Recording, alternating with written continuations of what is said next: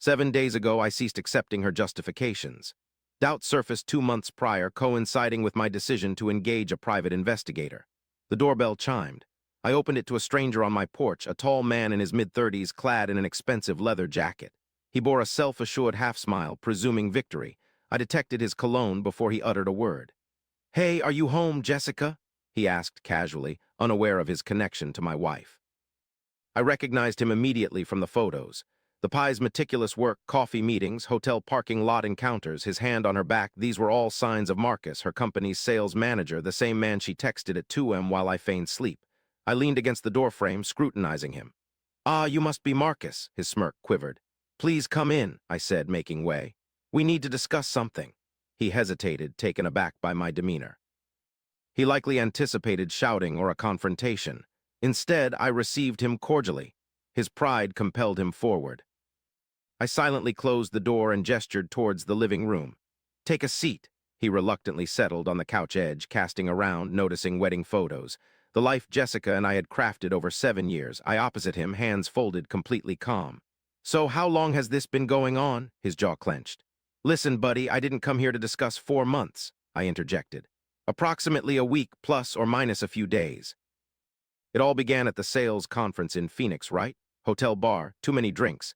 Then things took a turn. The color left his face, his smile vanished then. I continued evenly. Then came the long lunches, the late-night strategy meetings, the weekend training seminars. Fate had taken notice. I paused. "Except there wasn't any seminar last weekend, just a downtown hotel room you paid for." He stood up. "I don't have to endure this. Sit down, Marcus." A tone in my voice halted him, not rage, but quiet conviction. Gradually, he sat back down again. His self-assurance crumbled with each tick of the clock. "Mode, I have something to share," I stated steadily, "and I want you to pay attention. You arrived tonight with what purpose? To convince her to abandon me, to stake your claim, a confrontation." His silence served as his reply. Without averting gaze, I reached towards my chair's side. I retrieved a substantial manila folder, waiting for the opportune moment. I placed it delicately on the coffee table. "Open it," I commanded. He eyed the folder as if it could bite him. Gradually, hesitantly, he lifted the folder's edge where divorce documents already filed in process. Jessica's name was clearly visible at the top. Beneath them were printed emails, message transcripts, hotel receipts, photographs, every piece of evidence meticulously organized. I watched his facial expression change from puzzlement to shock, then a faint, queasy comprehension. His hands quivered slightly as he leafed through the pages. "This is your duplicate," I said coolly. I had made multiples. He swallowed audibly. "Why? Why are you handing this information to me? You're on the verge of discovering something crucial about Jessica, something I realized much too late. She's going to inform you that I was domineering, never truly comprehended her, and that our marriage had been lifeless even before your arrival. She'll cry on your shoulder, making you feel like a savior who freed her from an oppressive spouse. Then, here's what follows. You two will likely move in together soon after this. At first, everything will seem ideal. She'll be affectionate and passionate, just what you've been anticipating. However, signs of discord will gradually emerge. I turned slightly to add, she'll start comparing you to me. At first, it will be subtle, with comments about how I used to handle things differently. Then she'll bring up the man before me, claiming he was more spontaneous. My tone remained composed as I continued. In the future, she'll work late frequently again. Confronting him squarely, I expect that one day, possibly within half a year or more, another man will find himself questioning her absence at your doorstep. The sight of Marcus's pale face and tightened jaw told me he was shocked. "Because that's the kind of person she is," I whispered. "She isn't unfaithful for the first time. You're merely the one brave enough to knock on my door." His reaction was palpable. "What?" I responded with a soft voice. "It's detailed in page 7.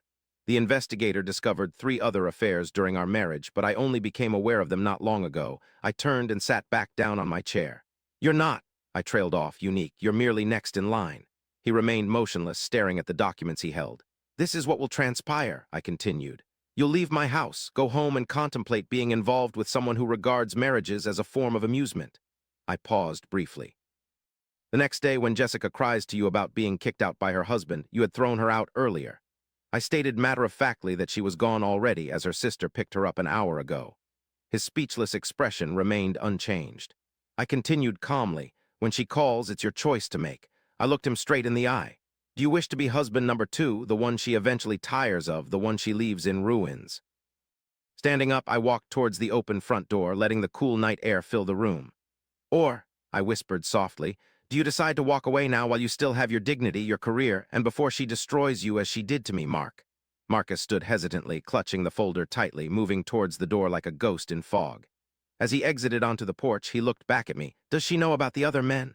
I replied coldly. She will soon. My attorney is disclosing everything in court, such as her repeated transfers from our shared account to cover hotel expenses and gifts for you.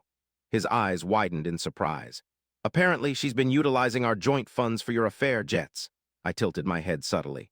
Had you truly believed that she was paying those hotel bills with her own income? A pause filled the air. She doesn't earn enough, but I do. The truth suddenly struck him. In that instant, he recognized he wasn't her savior, but merely another entry on my credit card bill. You know what's most heartbreaking about this? I murmured. I would have forgiven the first instance, perhaps even the second. I held her in such high regard. My tone grew stern, yet she persisted with the lies and deceit, continuing to damage something I considered sacred. Markers looked back at the folder once more. Why are you giving this to me? He asked gently. Why should it be left for you to learn the harsh truth? You're the one she'll turn to when everything crumbles, I stated. I want you fully aware of what you're getting into, I continued, and I want you to make an informed decision, something she never afforded me. He nodded solemnly, resignation etched on his face. By the way, I added, your wife should also be aware. That's the second document in that folder. I let the words hang heavy in the air. The third copy will be handed to HR tomorrow unless you resign beforehand, I warned. Infringing workplace conduct policies is against your company's rules, I confirmed. You're endangering my life, he murmured. No, I corrected calmly. You put your own life in jeopardy. When you decided that the risk of being with another man's wife was acceptable, it's just a matter of time before you both face the consequences. Standing there, Markers remained motionless for a long while. Without another word, he departed and headed towards his car. I observed him descend into the driver's seat, likely pondering over the folder as he acknowledged that his life had crumbled. My phone vibrated with a message from Jessica's sister. She inquired why you altered the locks. I responded coolly. Inform her to question Marcus. He holds the answers. I shut the door, secured it, and re-entered the tranquil house. The dwelling that once more felt like my own. No more falsehoods. No more disguises. No more uncertainty about her whereabouts or companionship. Tomorrow would bring lawyers, paperwork, and irate phone calls. Jessica would erupt. Marcus might vanish. Families would choose allegiances. Friends would murmur. But tonight, I seated myself in my living room, poured a drink, and experienced something I hadn't felt in months. Serenity, as I had accomplished the one thing she didn't foresee. I didn't contest for her. I didn't plead. I didn't even raise my tone. I merely revealed her partner's true nature to him and left it up to him to determine if that truth was worth the potential consequences. The doorbell remained unrung that night, yet my phone was bombarded with messages from Jessica. 17 voicemails unheard, 32 texts, each one more anxious than the preceding one. I chose not to reply to any of them, for the man who would have replied, the man who would have granted her another opportunity, the man who would have trusted the tears, ceased to exist the moment I laid eyes on the investigator's first photographs. The man who greeted Marcus tonight was a stranger, someone who at last appreciated himself more than a woman who had never genuinely valued him. And for the first time in a while, that man was liberated.